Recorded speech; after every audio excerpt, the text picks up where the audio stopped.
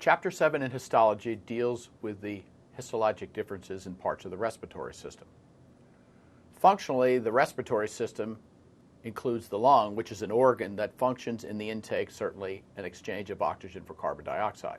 About 14 times per minute, we take in about 500 milliliters of air per breath. This inspired air will be spread over 120 square meters that make up the alveolar surface of the lungs.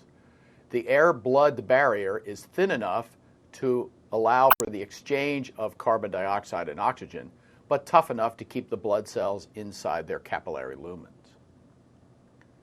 Any disease that affects capillaries affects the extensive capillary bed of the lungs.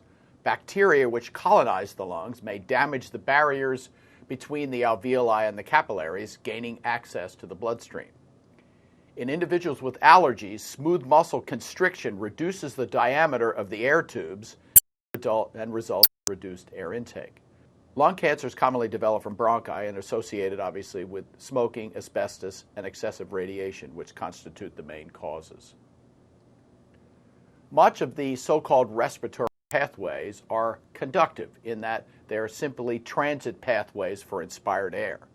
And the job of these pathways, beginning at the level of the nasal cavity and extending through the nasopharynx, oropharynx, laryngopharynx, and into the trachea, the epithelial lining of these conductive pathways is typically a ciliated, pseudostratified epithelium whose job it is to warm, moisten, and filter the inspired air.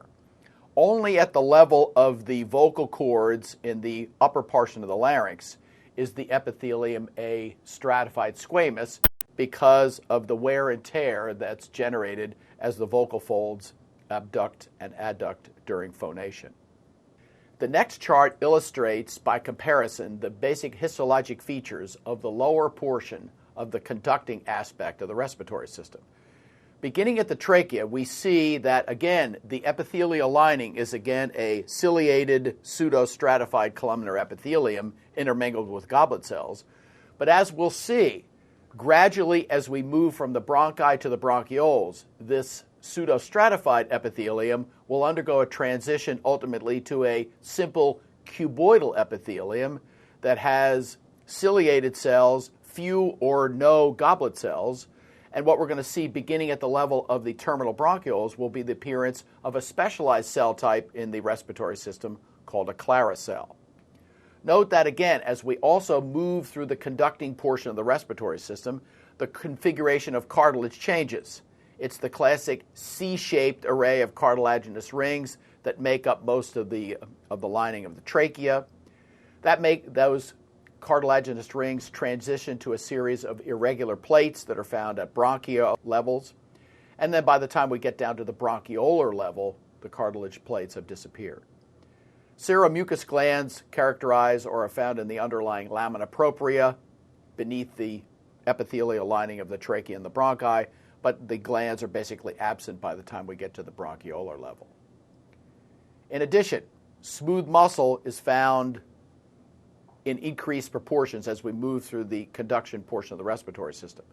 Smooth muscle is found at the open ends of the C-shaped rings of cartilage in the trachea. It's a prominent feature encircling the bronchi and is a significant feature along with elastic fibers at the level of the bronchioles. And as we see down at the bottom of this picture, the elastic fibers are present throughout the conduction portion of the respiratory system, but are particularly abundant at bronchi and bronchiolar levels.